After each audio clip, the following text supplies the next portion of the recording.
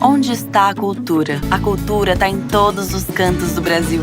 O vídeo do Instituto Cultural Vale mostra diversas pessoas performando atividades culturais, como tocando instrumentos, dançando, visitando museus ou apreciando obras de arte.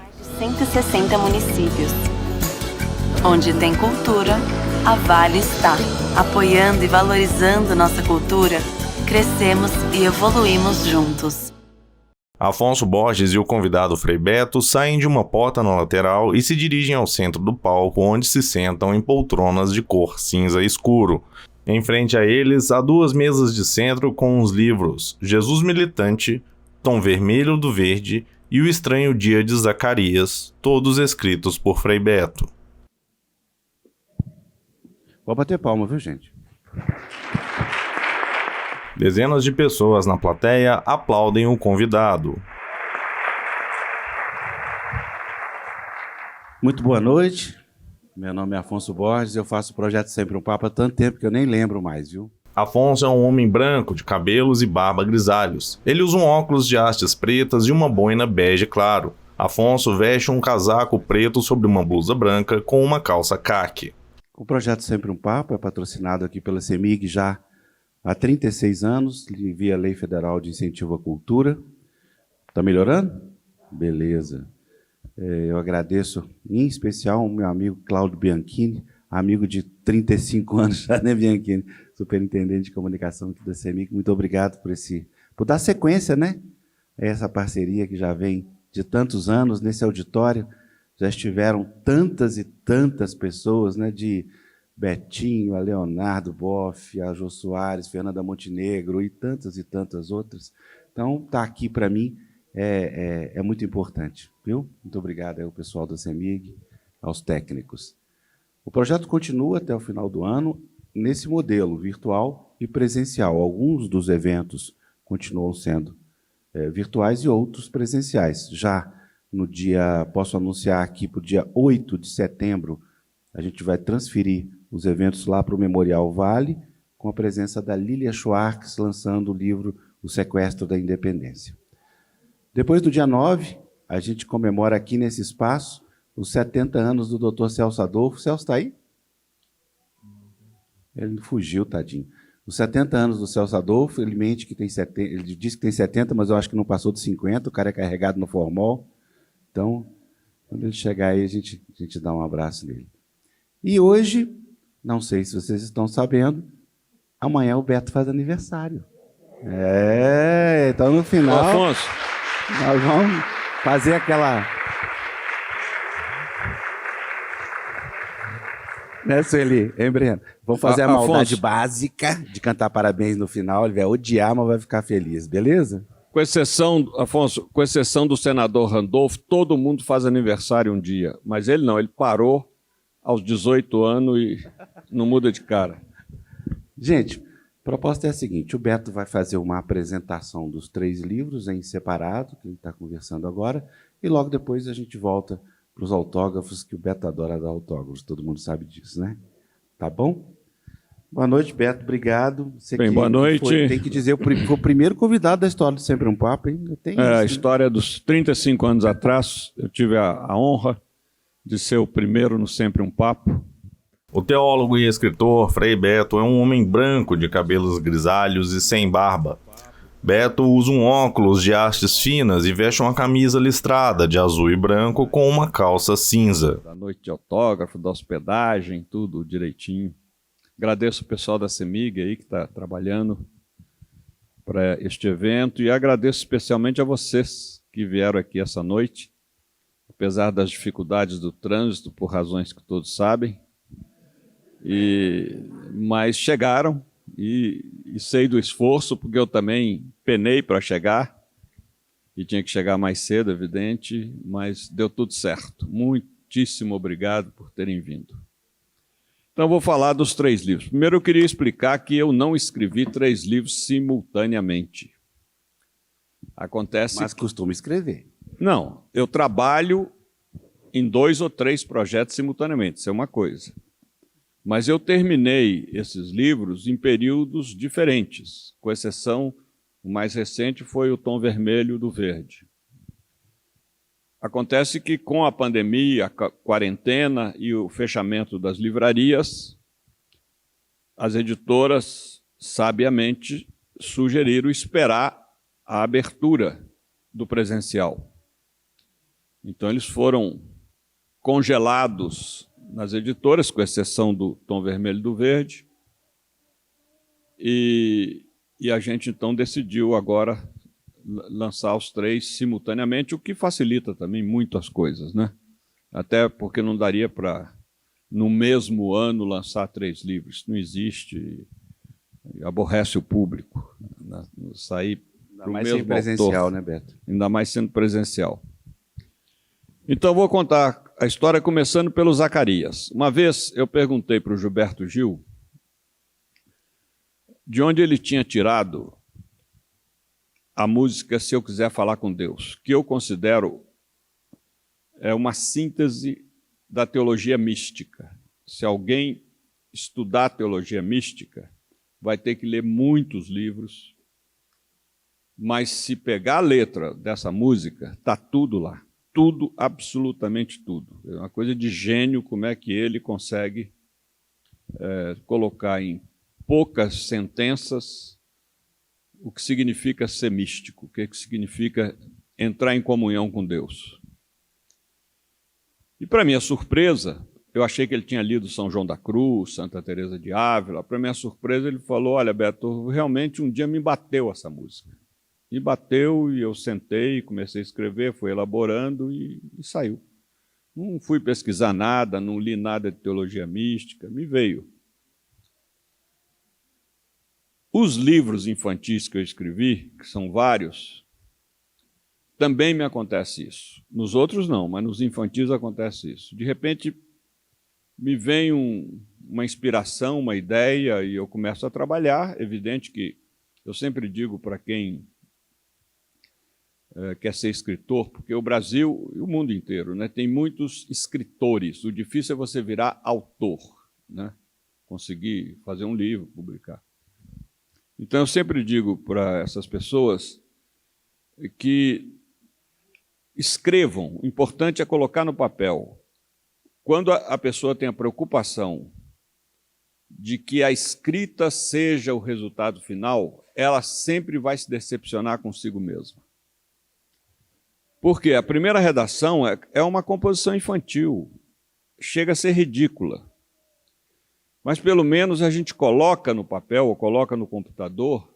Eu não consigo escrever direto no computador, eu escrevo no papel e depois passo para o computador, aí vou elaborando o que eu chamo de maquiagem, né? Vou fazendo a maquiagem. Escreve à mão até hoje, Beto? Até a mão até hoje. E gosto de escrever à mão. Acho que é por causa do vício de... Eu fui repórter há muito tempo, enfim, naquela época não tinha nem gravador. A gente tinha que anotar tudo. Me lembro que eu fui entrevistar o ministro da Justiça da ditadura, o Gami Silva. Ficamos 1 hora conversando na casa dele e eu anotando. Aí, quando terminou, ele falou assim: agora leia aí tudo que eu falei para ver se está correto. Ainda bem que no fim ele disse que está correto, né? Mas eu nem sei taquigrafia, diga-se de passagem, né? Facilitaria mais. Mas eu tenho lá os meus garranchos que eu entendo o que eu escrevi.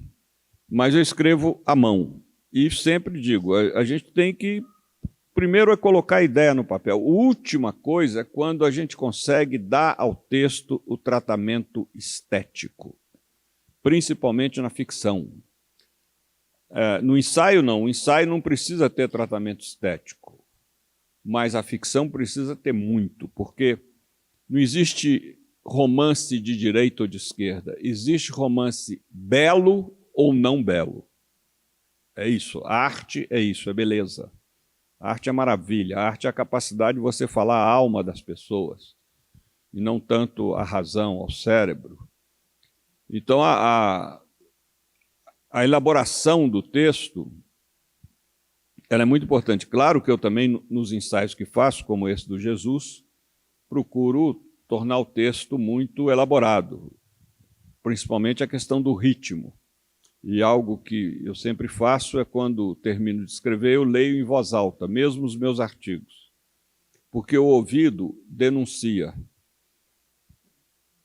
os cacos que acontecem no texto e denuncia também os erros de pontuação.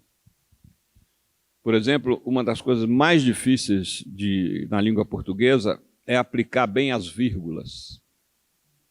Existe até um livro do Celso Luft, que eu já li, né? Eu tenho o livro, só sobre a aplicação das vírgulas. Agora, quando a gente lê em voz alta, então facilita captar a pontuação. Então, o Zacarias veio essa ideia, que, coincidentemente, nós estamos aí na véspera do bicentenário da independência, não foi pensado nisso, é uma coincidência. Aliás, eu tenho uma enorme coincidência nesses 3 livros, depois eu explico quando chegar nos outros também. Eu chamo de Cristo-incidência, né? Que esse livro do Zacarias trata do equivocado termo descobrimento.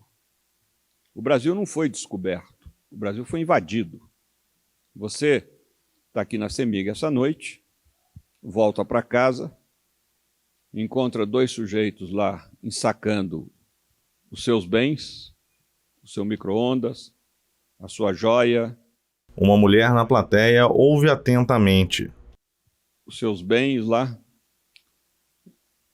Aí você tem a reação, vou chamar a polícia. Não, nós viemos aqui descobrir o seu domicílio, né? Estamos apenas pegando algumas peças para levar de recordação. É exatamente isso que foi feito. Exatamente. O pior é que levaram os indígenas também. Levaram lá para a Europa e vários piraram a cabeça, né? Porque se imagina, tirar o sujeito da terra, da cultura deles e enfiar como amostra circense lá no outro continente, com aquele frio danado no inverno, um horror que fizeram. E depois falam que eles, né, os indígenas é que são antropófagos, canibais e não sei o quê. Não. Quanto mais eu conheço o mundo indígena, mais eu vejo como os civilizados são eles, né? Temos muito a aprender com eles. Mas o Zacarias veio com essa ideia de trabalhar para criança e adolescente, que é um livro infanto-juvenil, a ideia do não descobrimento, a ideia da invasão. Então, a história de um garoto com esse nome, que tem uma relação alucinada com os objetos, ele conversa com os objetos. Quando a gente escreve ficção, a gente não pensa. É uma coisa da emoção. Mas quando a gente termina, acontecem 2 coisas. A gente começa a pensar sobre aquilo que produziu e se surpreende mesmo. Porque isso mostra, né, talvez o Freud pudesse explicar, como é que no nosso inconsciente as coisas estão bem enraizadas e saem na nossa criatividade. E a outra coisa é quando a gente lê crítica. Eu estou começando a ler crítica do Tom Vermelho, eu fico surpreso com aquilo que os críticos viram que eu não vi nem pensei. Depois falo disso. Mas o Zacarias é a história de um menino que conversa com o tênis, o chuveiro, a xícara de café, enfim, ele conversa com os objetos. E é interessante porque uma das questões que me preocupa do ponto de vista filosófico é como a modernidade, né, se for citar um nome é Descartes, criou uma cisão entre o ser humano e as coisas, principalmente e a natureza. Um homem na plateia assiste à fala de Frei Beto. Natureza é outra coisa, nós somos aqui, ela lá. Quando nós somos seres de natureza, nós somos resultado da natureza, nós somos resultado da evolução do universo, que já tem 7 bilhões de anos. Somos resultados de um planetinha, de um planeta num sistema solar, de uma estrela de 5ª grandeza, que é o Sol, e temos 5 bilhões de anos que essa bola aqui esfriou, onde nós vivemos, E muitas coisas ocorreram até que, nos últimos 250 mil anos, surgiu a espécie humana. Se a gente colocar a história do universo no 1º de janeiro ao 31 de dezembro, o ser humano apareceu nos últimos segundos da noite de 31 de dezembro. O que quer dizer isso? Em nada a natureza precisa de nós. Agora, olhem aqui nessa sala, na sua roupa, no seu óculos, no seu relógio, o que existe que não veio da natureza? Tudo, absolutamente tudo vem da natureza. Em tudo nós dependemos da natureza. Só que a natureza já deu peteleco em muitas espécies, a mais conhecida, os dinossauros. E pode perfeitamente dar um peteleco na espécie humana e prosseguir nesse planeta. Ela tem mais 5 bilhões de anos, né, que a energia do Sol já queimou a metade. É bom tomar cuidado, hein, Afonso? Porque já está, metade já foi gasta, né? Um homem na plateia ri da fala de Beto. E aí, adeus planeta Terra, adeus todos os planetas do Sistema Solar, né? Pois bem, é possível que a espécie humana acabe antes. Se continuar a devastação, o aquecimento global acaba antes. Não tem nem dúvida que acaba antes, né?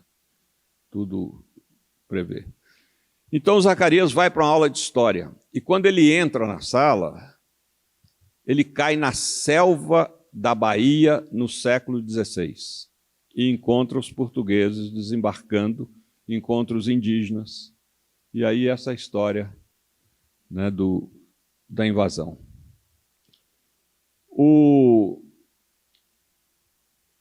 Jesus militante, eu já tenho vários livros sobre Jesus, né? Eu sou, em matéria de fé, dostoiévskiano, que o Dostoiévski dizia: ainda que me provarem que Jesus não estava com a verdade, eu ficarei com Jesus.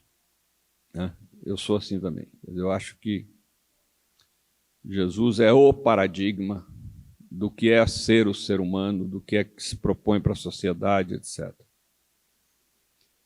Então eu fiz muitos livros sobre Jesus. Eu fiz Um Homem Chamado Jesus, que é da editora Rocco, que são os 4 evangelhos em forma de romance para as pessoas que não têm tempo de fazer curso bíblico e também que não entendem o linguajar daqueles 4 evangelhos que datam de 2000 anos. Então eu coloquei os evangelhos em forma de romance. Fiz um outro livro chamado Um Deus Muito Humano, né, mostrando um pouco o Jesus histórico.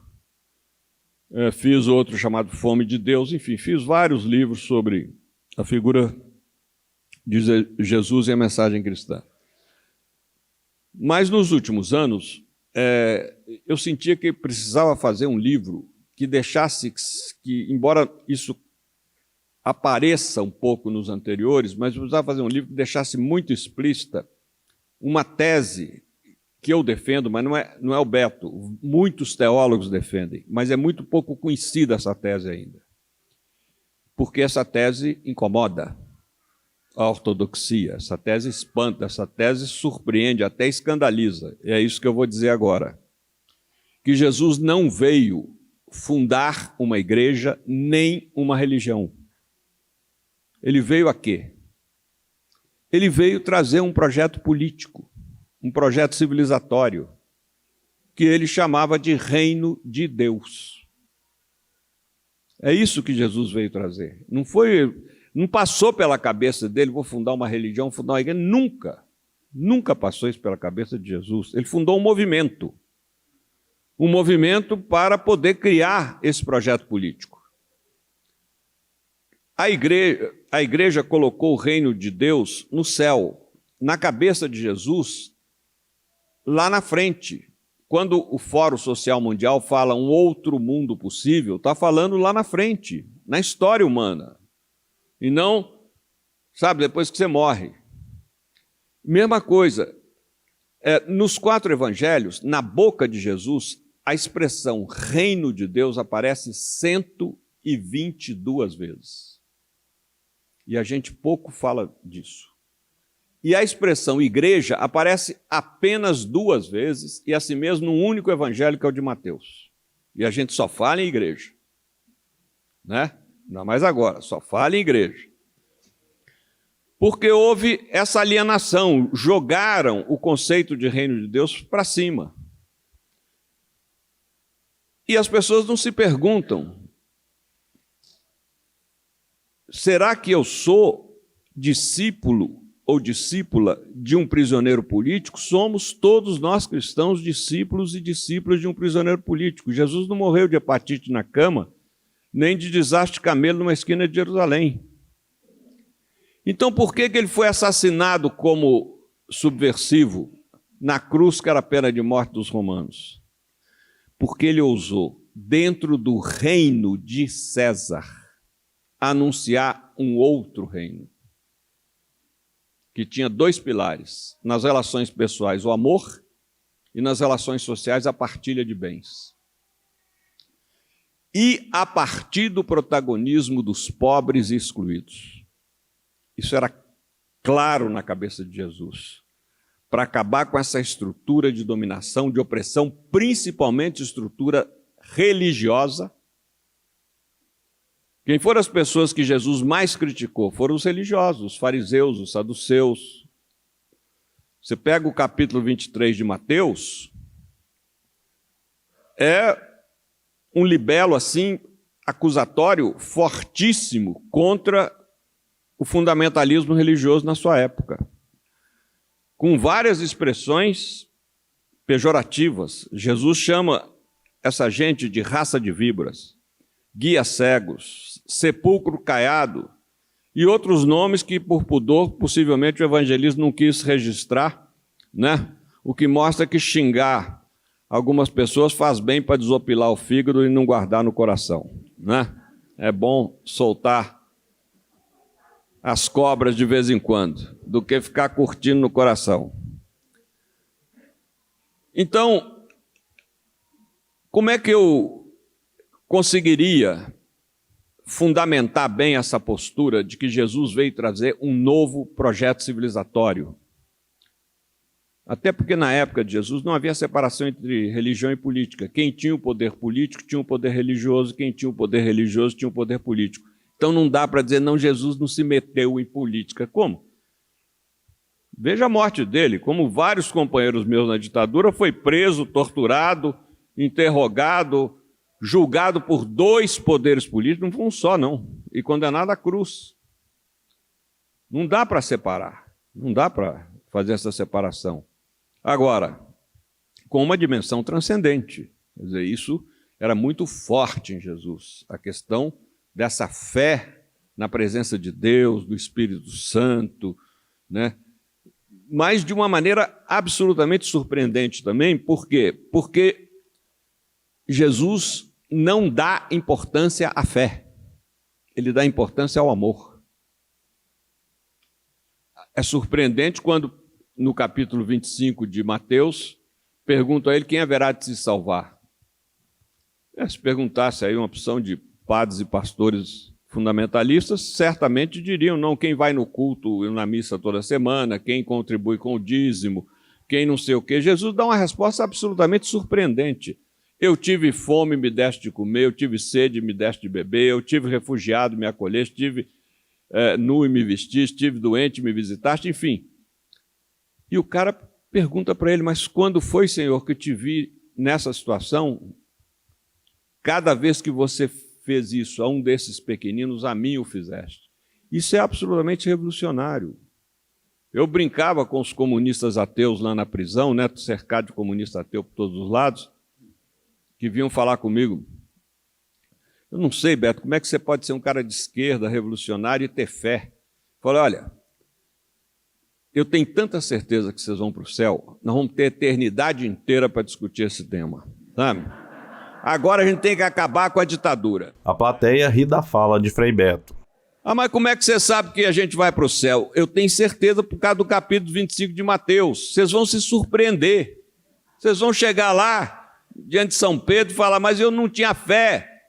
Cada vez que você lutou pelos oprimidos, foi por Jesus e pelo projeto do reino que você lutou. É isso. É isso que importa. O que salva é o amor. E a fé, os teólogos mais eminentes, como o meu confrade Tomás de Aquino, diz que a fé não é um dom universal. O amor é. Todos recebem o potencial de amor. De fé, não. Né? E tem diferentes fé. E não podemos ficar com essa história de achar que uma religião é melhor que a outra. Deus não tem religião. Né? Religião é um produto cultural. Então, uma via, né? Como a gente tem oi, tim, claro, para fazer o mesmo efeito, isso é religião. Né? E fica esse pessoal aí discutindo quem que é a religião mais certa, mais bobagem. Então, Jesus foi um militante de um projeto político, um projeto civilizatório. Criar o mundo que Deus quer, o projeto que Deus fez lá no Gênesis, e que por abuso da nossa liberdade, nós alteramos. E Deus nos deu em Jesus uma segunda oportunidade de deixar claro qual é o projeto para a humanidade. A gente pode entender ou não, por quê? Porque uma vez, numa aula de teologia, perguntaram o que há de mais sagrado. Aí os alunos responderam: o mais sagrado é Deus. E o que há de mais sagrado para Deus? Aí ficaram refletindo e responderam também: é Deus. Aí o professor falou: mas Deus não é narcisista. Deus não fica se olhando no espelho. O que há de mais sagrado para Deus é a sua criação. É o ser humano, é a natureza. Isso é o que há de mais sagrado para Deus. Então, portanto, é o que deve para nós ser aquilo que é mais sagrado e pelo qual nós devemos lutar e preservar. Então, esse é o projeto do Jesus militante. Agora, o tom vermelho do verde. Primeiro, eu queria agradecer a presença aqui da Célia Chapriacá. Onde é que ela está? Levanta o braço aí. Indígena, já foi embora? Já foi embora porque ela está com os compromissos aí de agenda e tal, mas eu fiquei muito feliz de ter aqui a presença de uma indígena. Em 1998... Só um minutinho, Beto. Letícia, ajuda o pessoal a arrumar um lugarzinho para sentar? Obrigado. Tem tanta cadeira aqui, gente. Aqui na frente, aí no meio, tem muito sofá aí, livre. Então, em 1960, no fim dos anos 60, plena ditadura, o golpe começou em 64, né? Foi em 64. Início dos anos 70, quem já chegou à idade provecta aqui como eu, lembra disso.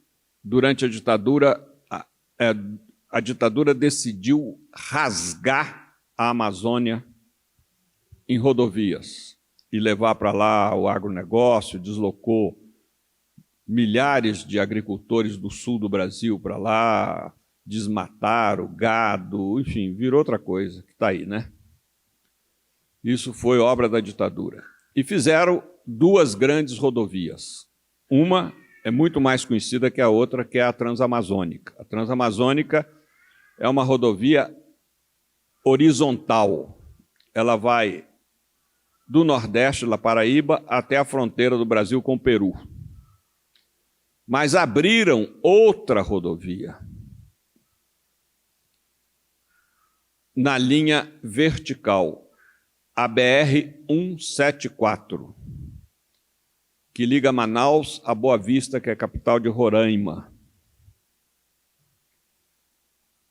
Só que essa rodovia, 174, que existe, né, durante a pandemia, vocês viram na televisão que a Venezuela socorreu os enfermos de Manaus, mandou caminhões com oxigênio, etc. Pois é, eles vieram pela 174. É a única via possível por terra que faz um brasileiro chegar na Venezuela ou da Venezuela ao Brasil. É claro que tem caminhos alternativos, mas não conta. Estou falando caminhos normais, onde um caminhão transportando grande mercadoria pode passar. Acontece que na rota dessa rodovia tem uma tribo. Eu estou impressionado com isso. Eu tenho perguntado assim em grupos de 20, 30 pessoas. Quem aqui, eu vou perguntar agora, levanta o braço, quem aqui já tinha ouvido falar no povo Waimiri Atruari? Levanta o braço. Olha aí, meia dúzia de pessoas no meio de muitas. Quase ninguém nesse país conhece. Se eu falar quem aqui conhece Yanomami, todo mundo vai levantar o braço. No entanto, os Waimiri Atruari, eles são, em quantidade, tão numerosos quanto, um pouco menos, que os Yanomami, e ninguém conhece. Meia dúzia de pessoas levantaram o braço agora aqui. Porque o que aconteceu? Os Waimiri Atruari, que estão aí há séculos, né, milênios, sei lá, eles não têm interesse nenhum em se aproximar dos brancos. Eles têm uma cultura muito elaborada, têm um sistema de organização social, política, artístico, fantástico, está tudo no livro. A plateia assiste com atenção. E, ao abrir a 174, a FUNAI tinha que convencer os Waimiri Atruari a mudar a localização das suas aldeias. São várias aldeias, com diferentes tuxauas ou caciques. E caiu na bobagem, né?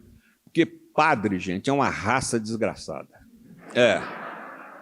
Porque o cara, primeiro ele acha que ele é o mediador de Deus com a humanidade. Começa por aí, né? Precisa tomar um cuidado. No seminário vai ter uma vacina anticlerical. É importante. Porque o pior é quando o padre se mete em coisa que não é da seara dele. E um padre italiano se meteu a chefiar uma expedição da FUNAI, só porque ele tinha ido fazer uma visitinha aos Yanomamis, como eu fiz aos Apurinãs, aos Chavantes, mas não posso dizer que eu sou indigenista, né? Fui lá, uma visita turística, porque tive lá relações de amizade, por causa de trabalho de comunidade eclesial de base, tinha grupos indígenas envolvidos com isso também, enfim. Mas longe de mim falar, agora eu vou lá chefiar uma aproximação com um povo que não quer se aproximar. E puseram esse padre para chefiar uma expedição de aproximação para convencer os Waimiri Atruari a deslocarem as suas malocas. Acontece, e tudo isso está no livro, que a Amazônia, desde sempre, desde que o Brasil foi invadido, ela é cobiçada porque ela tem uma incomensurável riqueza mineral, principalmente, e o minério hoje é o produto número 1 do planeta. Vocês estão vendo aí a crise do chip, é minério. Se não tiver o minério que faz o chip, o mundo para. Para os aviões, para o nosso celular, para os computadores, para tudo. É minério.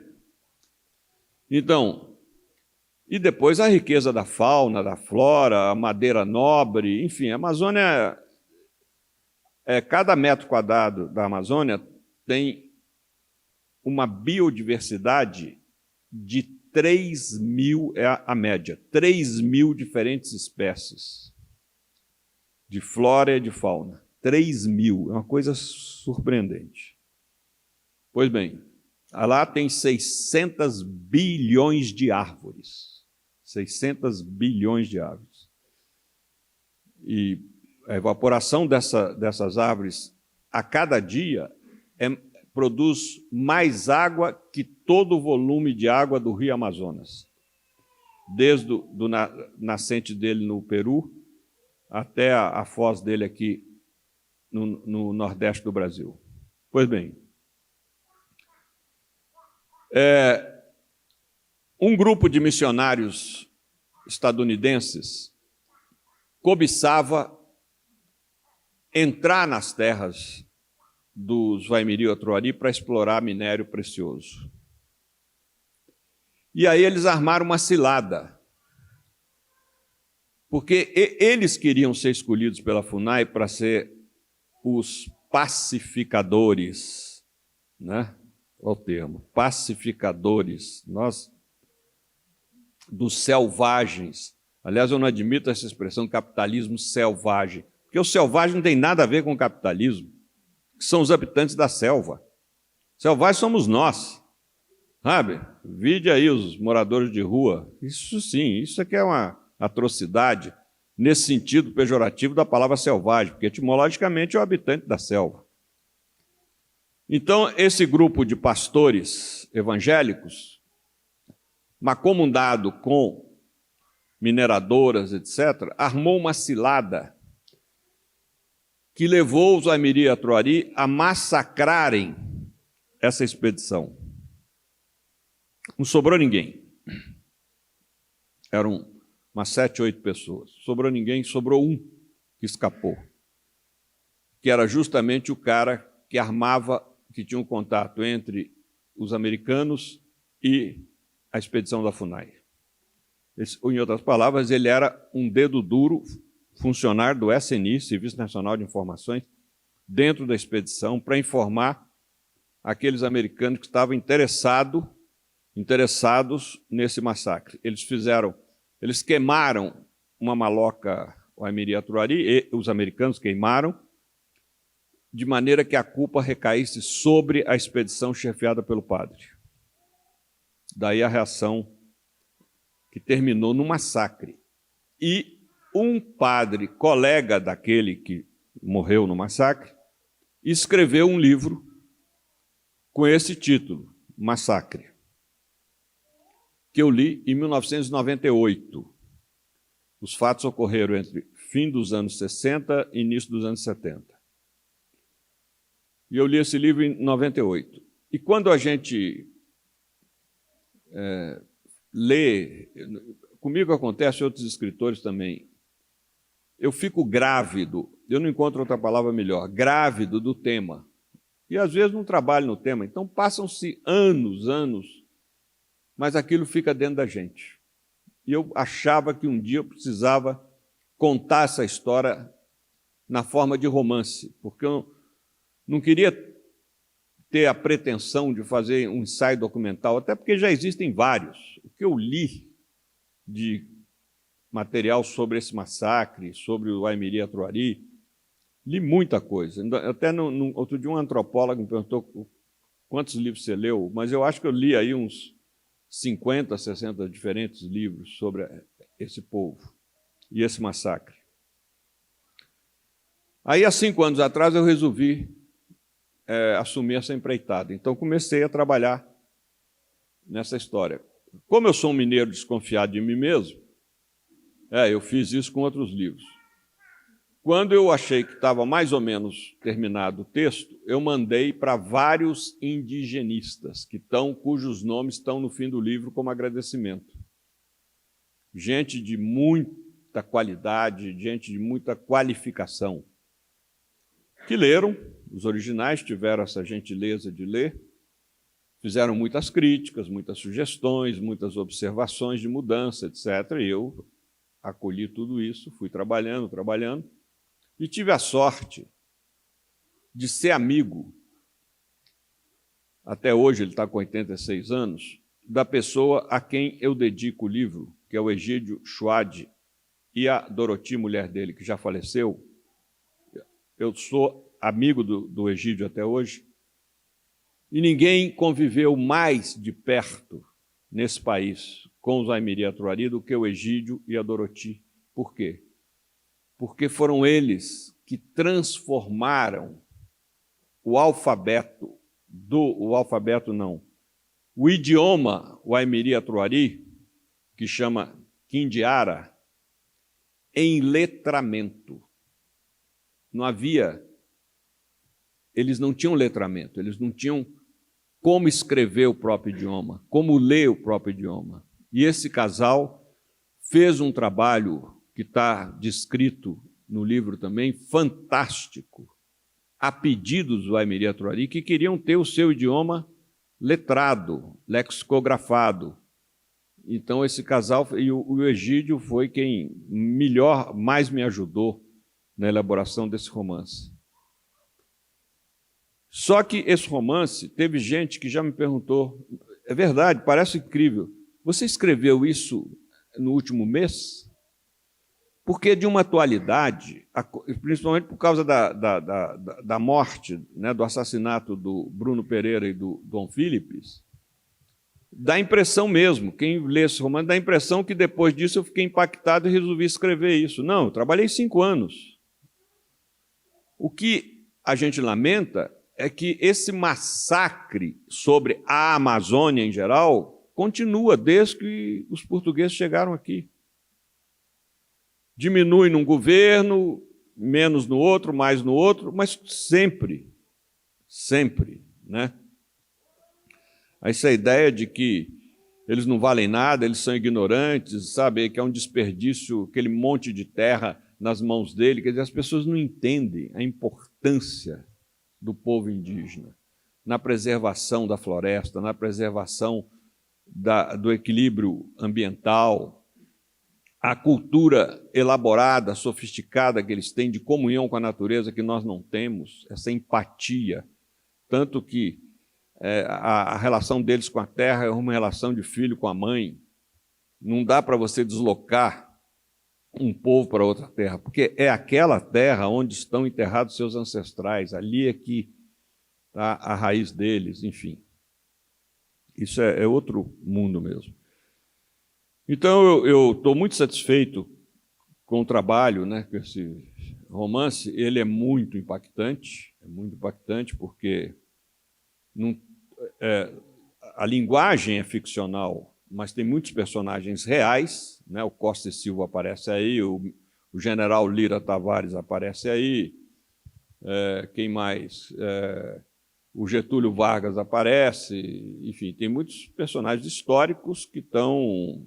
Figuras da FUNAI que foram assassinadas e que eram figuras muito positivas, indigenistas que foram assassinados por essa trama do... Agora, o que é mais impressionante é o que a ditadura fez no Waimiri-Atuari. Matou mais de 2.000 com napalm, arsênico, metralhadora, incêndio, mais de 2.000, assim, a família inteira, idosos, crianças, na maloca, eles vão lá e põem fogo na maloca e ficam metralhando por fora. Uma coisa para abrir a rodovia 174. A ferro e fogo ela foi aberta, assim. E os documentos que falam da ditadura falam do sindicato, falam da UNE, falam dos grupos de esquerda, mas pouco falam das principais vítimas da ditadura do ponto de vista numérico, que foram os povos indígenas. Então, esse é o objetivo desse título, né? O tom vermelho, que é o sangue do verde, né? Que é o verde da Amazônia. É isso aí, Afonso. Hora de... A plateia aplaude intensamente.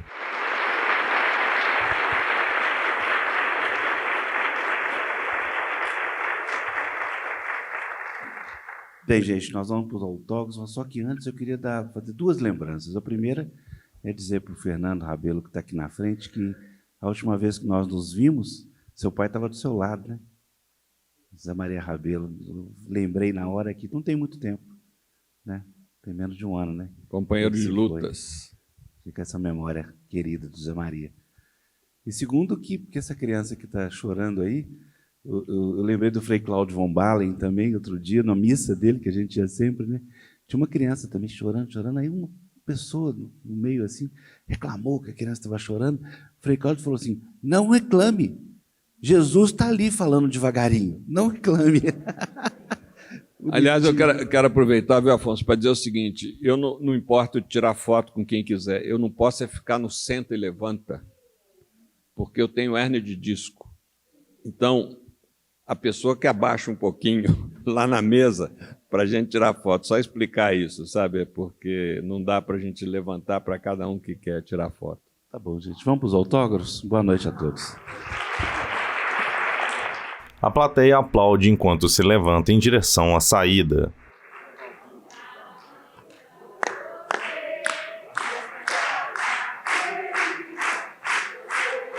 No palco, Afonso bate palmas acompanhando o canto de parabéns para você da plateia.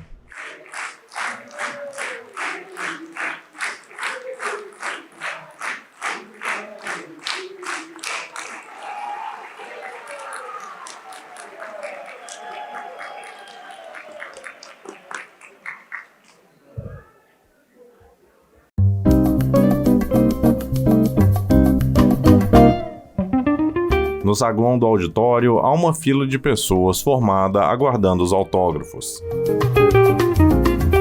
Sentado em uma mesa, Frei Beto autografa os livros e tira fotos com o público.